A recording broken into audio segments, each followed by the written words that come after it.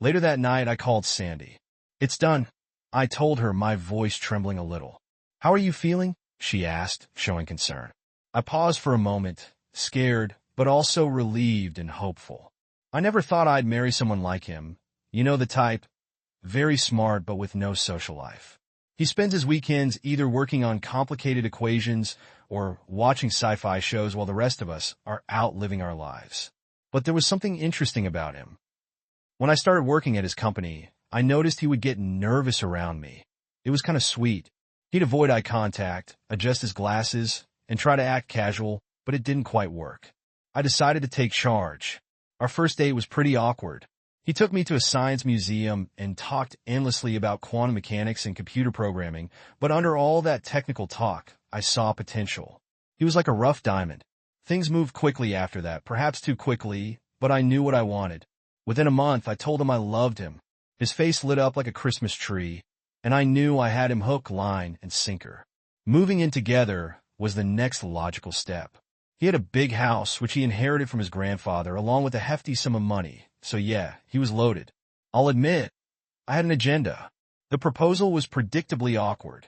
He fumbled with the ring, nearly dropping it as he got down on one knee, but the important thing was he did it.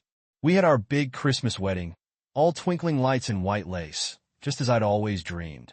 After the honeymoon phase wore off, I decided it was time to make some changes. I quit my job, telling him I wanted to be a stay-at-home mom. The fact that we didn't have kids yet didn't seem to faze him. He just nodded, that adorable, clueless look on his face, and said he'd support whatever made me happy. But soon, I found myself restless. We had a cook and a maid, so the house was spotless. Dinner was always on the table, but something was missing. I started hitting the gym more, reconnecting with old friends. My phone became my lifeline to the outside world, and I guarded it zealously. That's when the idea of an open marriage started to take root. I knew it wouldn't be an easy sell, but I had my ways. I waited for the right moment. When he was relaxed and receptive, then I broached the subject, framing it as something that would make our bond stronger. "Think about it," I said, watching his face carefully. "It's a sign of trust, of security in our relationship. Only real men are confident enough to let their wives explore. You're not insecure, are you?" I could see the conflict in his eyes, the way his brow furrowed as he processed my words. He was putty in my hands, and we both knew it. It was only a matter of time before he'd agreed to my proposition, opening up a whole new world of possibilities for me and for us. I never thought I'd end up in this situation when Mia suggested an open marriage. I was completely against it. But there I was agreeing to it because I was so afraid of losing her.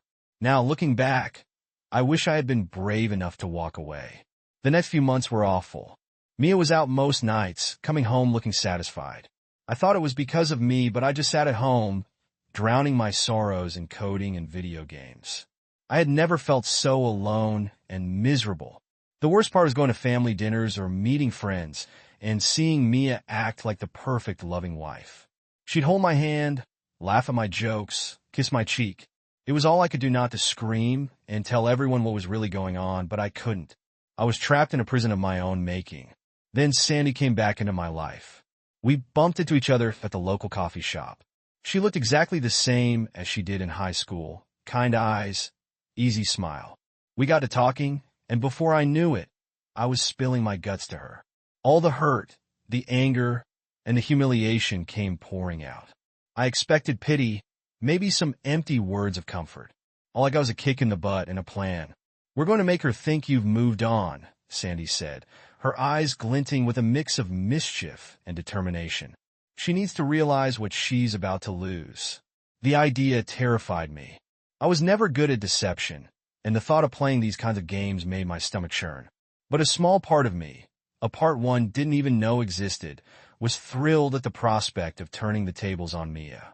We set some ground rules, no physical stuff, just the appearance of a budding romance.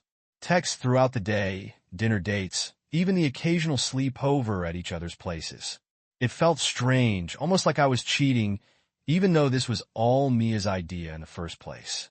Sandy even made me work on my appearance. Out went the glasses, and in came the contact lenses. The effect was almost immediate. Mia started asking questions. her eyes narrowing whenever my phone buzzed.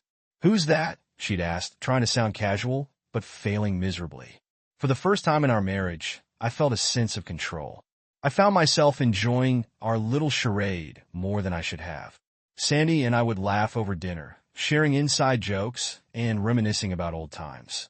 It felt nice and normal, everything my marriage wasn't. But Sandy kept reminding me of the bigger picture. "Don't get too caught up in this, Larry," she'd say gently but firmly. "We're doing this so you can leave. Don't let revenge mess with your judgment." She was right, but as I watched Mia squirm and saw the power shift, I couldn't help but wonder if I was becoming just as manipulative as she was. And even worse, I wasn't sure if I cared. I thought about it for a moment and admitted I was scared but also relieved and even hopeful. I never thought it would come to this. When I suggested the open marriage, I was sure I had him under my control. I thought he wouldn't find anyone else and would stay at home missing me while I enjoyed myself. But now everything is falling apart. At first, I didn't think much of it. So he was going out more and texting someone? Big deal. I figured he was just trying to make me jealous. But then I saw her, Sandy, tall and confident, with a laugh that carried across the restaurant. And there was Larry, looking at her just like he used to look at me. I tried everything. I accused him of breaking our rules, conveniently forgetting all the times I'd done the same. I played sick, moaning about how awful I felt and how much I needed his help. I even got his mom involved, hoping she could guilt him into coming home, but nothing worked. He just ignored me. When he went out on dates, my calls went straight to voicemail, and my texts were left unread for hours. It was like I didn't even exist. Then one night, he didn't come home at all. One whole night. I paced the house, imagining all sorts of scenarios. Was he with her? Were they laughing at me? I felt like I was going crazy. When morning came and he still wasn't home, something in me snapped. I stormed into our bedroom, grabbing whatever I could, standing and flinging them down the stairs. His precious PlayStation. I smashed them to pieces, scattering them across the floor like confetti. I found myself in the kitchen with a bottle of ketchup in my hand. Before I knew what I was doing, I was hurling it against the wall, watching with a sick satisfaction as it exploded, splashing all over. Standing in the middle of the chaos, I suddenly felt empty. This wasn't how it was supposed to go. He was supposed to be the one suffering, not me. I sank to the floor, surrounded by the wreckage of our marriage. And for the first time, I wondered if I'd made a terrible mistake. I started sobbing uncontrollably. I heard his key in the lock. I wanted him to know just how much his absence had affected me. As the door opened, I braced myself. This was it, the moment of truth. Whatever happened next, I knew one thing for certain. Nothing would ever be the same again. I stood in the doorway, taking in the chaos before me. Our living room looked like a tornado had torn through it, clothes scattered everywhere, my prized PlayStation in pieces. The kitchen was worse, with shattered glass and ketchup stains on the walls. For a moment, I felt a familiar surge of panic. This was usually when I'd start apologizing, scrambling to fix things, but not this time. Instead, I felt oddly calm. I took out my phone and started snapping pictures, making sure to capture every detail of the tantrum. I thought these might be useful later, remembering S's advice about collecting evidence. Mia came storming down the stairs, her hair a mess and her eyes wild. She started yelling, calling me the worst husband ever and accusing me of breaking our rules. I almost laughed at how ridiculous it was. "You failed our family," she screamed, her face red with anger. I took a deep breath and said, "What family, Mia? We don't have kids, and didn't you want the open marriage in the first place?" She froze, clearly not expecting me to stand up to her. For a moment, I saw fear flicker in her eyes, then, like flipping a switch, she crumpled to the ground, sobbing. "I was so worried about you," she wailed. I looked around the kitchen, then roared, "Get off your butt! I want this mess cleaned up in an hour." Mia's mouth opened and closed like a fish out of water. She wasn't used to me ordering her around, leave alone me asking her to clean the house.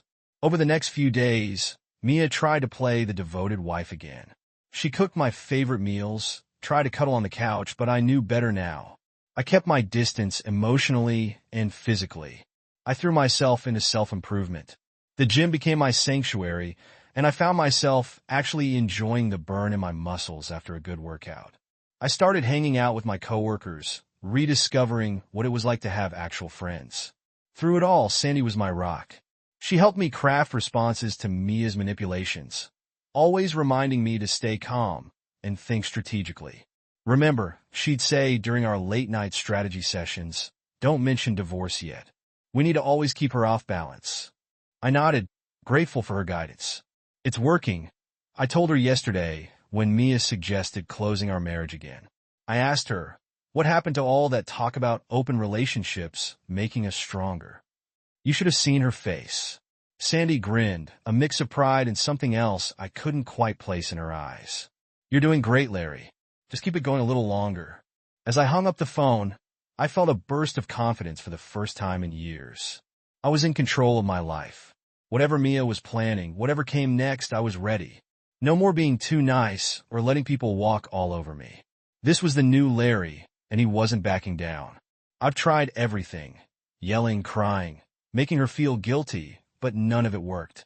So I switched gears. If I couldn't scare him into submission, maybe I could charm him back. I spent hours preparing his favorite meal, arranging candles just so, and squeezed into that little black dress he used to love, the one that shows off all my curves. As I waited for him to come home, I rehearsed my lines, determined to hit all the right notes. When Larry walked in, I saw a flicker of surprise in his eyes. Good. I still had the power to catch him off guard. "Welcome home, darling," I purred, handing him a glass of wine. "I thought we could use a special night, just the two of us." He hesitated, eyeing the wine suspiciously for a moment. I felt a pang of hurt.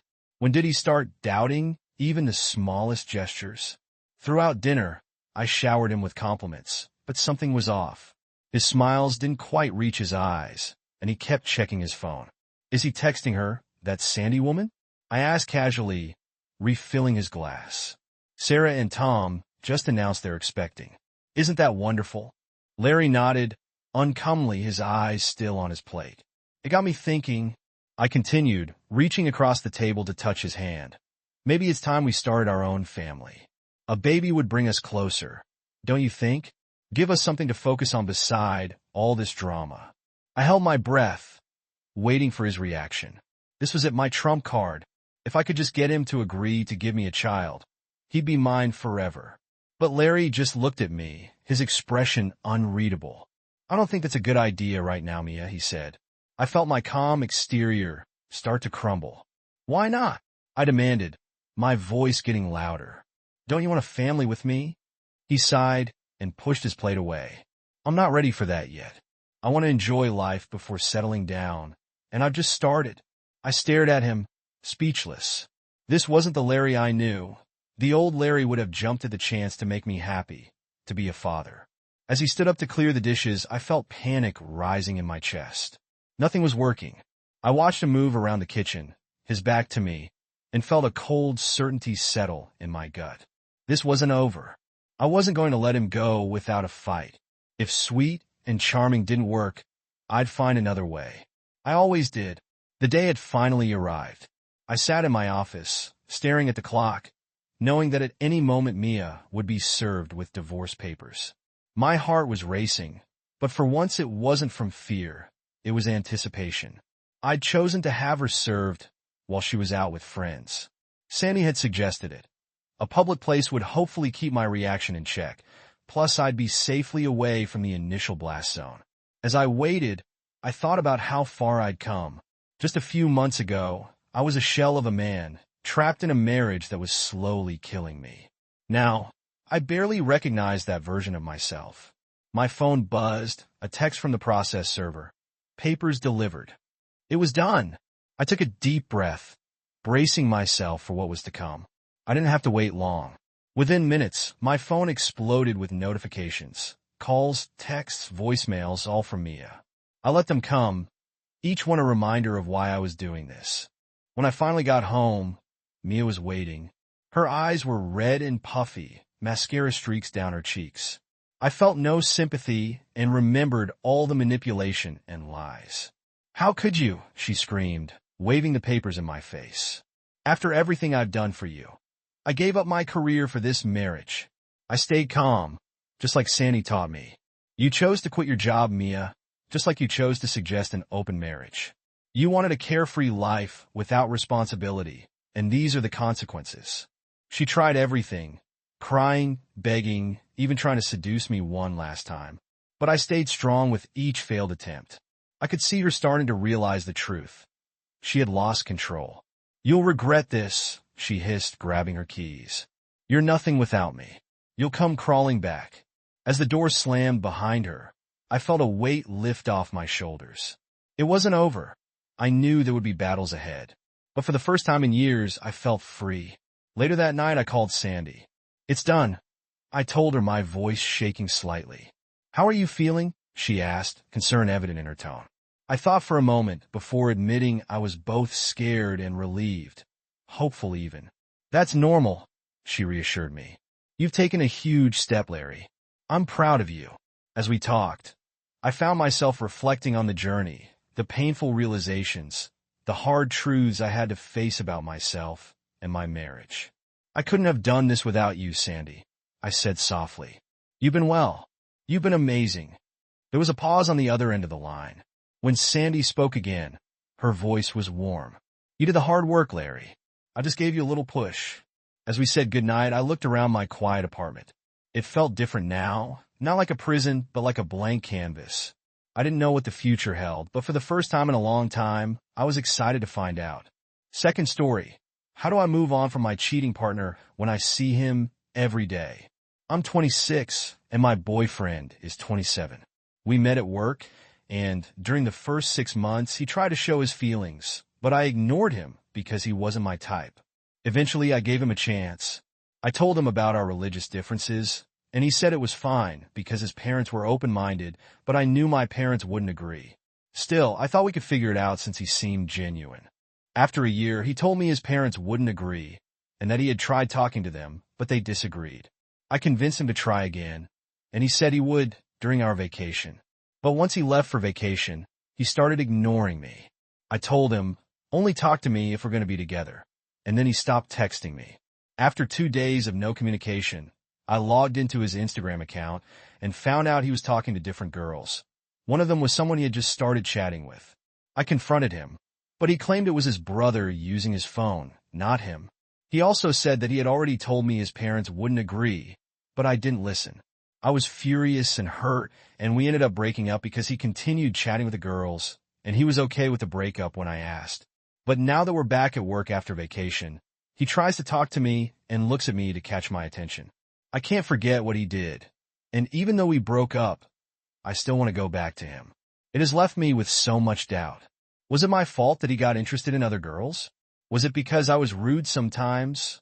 Or because I wasn't beautiful enough? I keep thinking about every argument we had and where I went wrong. I was angry at times, but I did everything for him and wanted the best for us. I feel like if I go back and be nice, maybe he'll start loving me again, accept to marry me, and talk to his parents about me. But it's so hard for me to move on, especially since I see him every day. It's been 2 months, and I still can't stop thinking about him. It makes me sad, and I'm struggling to resist talking to him when he tries to approach me. I have so many doubts, and I can't seem to help myself at all.